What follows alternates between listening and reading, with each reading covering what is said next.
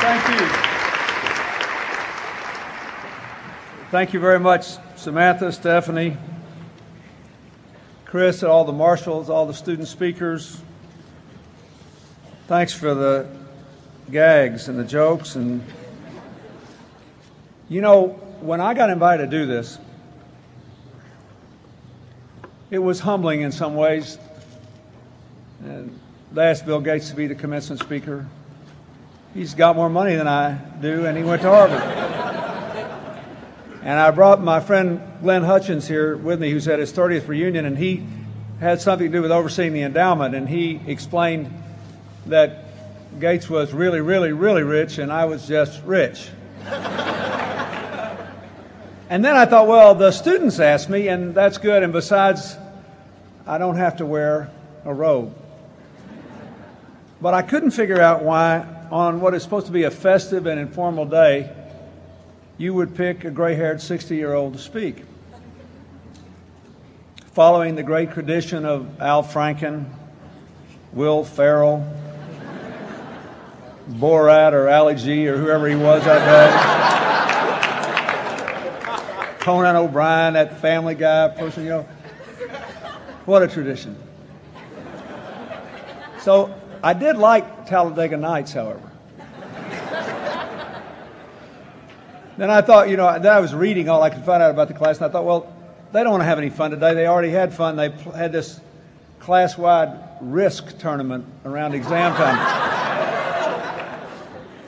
And I understood when I heard the followership speech, I understood why you had that. Now you can all run for president. You played Risk. It's an 8-year Risk tournament. Then I thought, well, maybe it's because you're about to name Drew Faust your next president, and I think women should run everything now.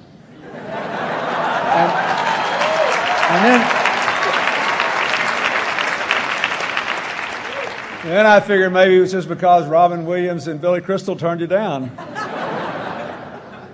But for whatever reason, we're here, and I have had a really good time. You've already heard most of what you need to hear today, I think. But I want to focus for a minute on the fact that these graduating classes since 1968 have invited a few non-comedians. The first was Martin Luther King, who was killed in April before.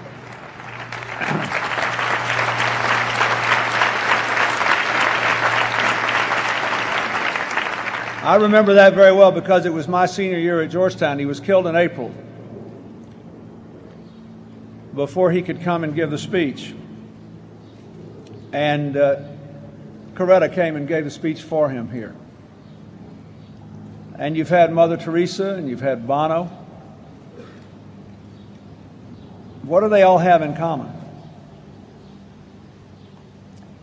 They are symbols of our common humanity and a rebuke even to humorous cynicism.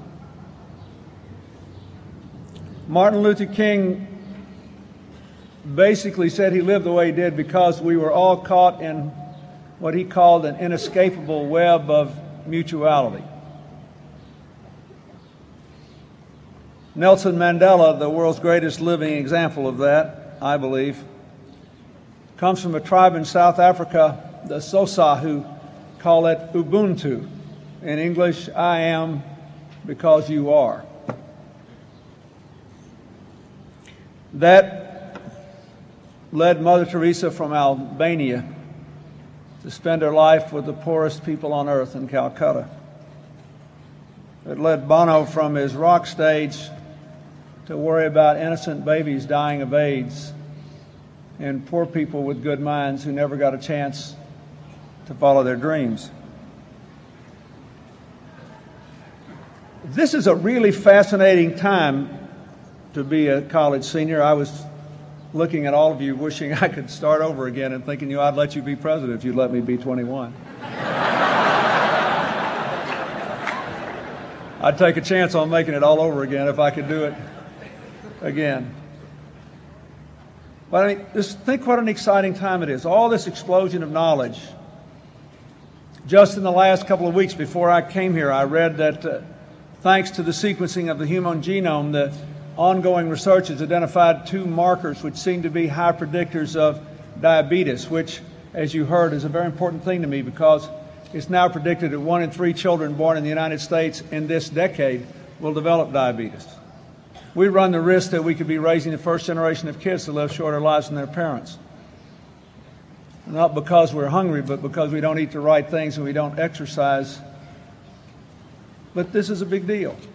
Then right after that, I saw that through our powerful telescopes, we have identified a planet orbiting one of the 100 stars closest to our solar system that appears to have the atmospheric conditions so similar to ours that life could actually be possible there.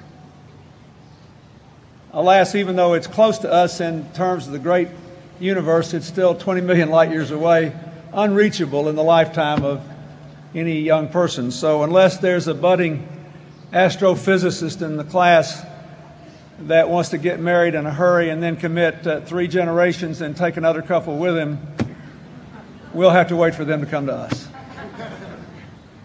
It's an exciting time. It's also exciting because of all the diversity. If you look around this audience, I was thinking, I wonder how different this crowd would have looked if someone like me had been giving this speech 30 years ago. And how much more interesting it is for all of us. It's a frustrating time because for all the opportunity, there's a lot of inequality. There's a lot of insecurity, and there's a lot of instability and unsustainability. Half the world's people still live on less than $2 a day. 1 billion on less than $1 a day. 1 billion people go to bed hungry tonight. 1 billion people won't get a clean glass of water today or any day in their lives. 1 in 4 of all the people who die this year will die from AIDS, TB, malaria, and infections related to dirty water.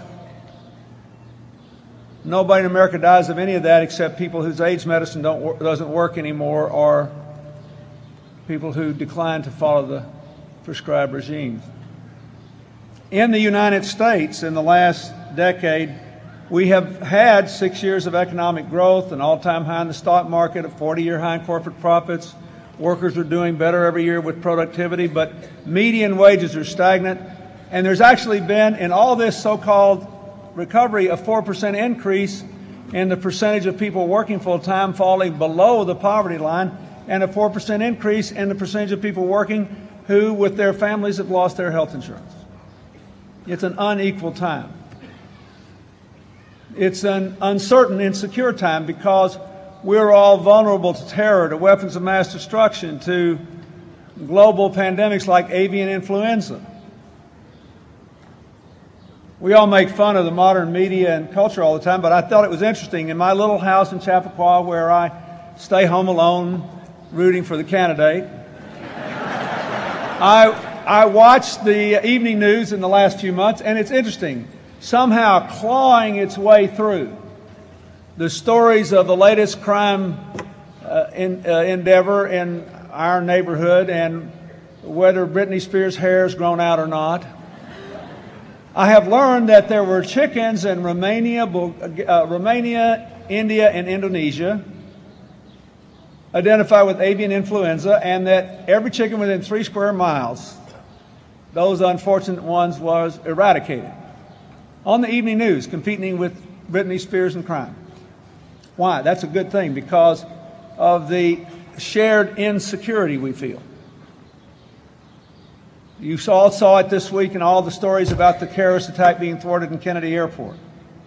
I remember a few months ago, everybody I knew was shaking their head when we found out that there was a plot in London to put explosive chemicals in a baby bottle to make it look like formula to evade the airport inspections. And every time I asked somebody, I said, did you feel a chill go up and down your spine? They said, yeah, they did. Because they could imagine being on the airplane. Or in my case, I can imagine my daughter, who has to travel a lot on her job, being on the airplane. But here's what I want to tell you about that.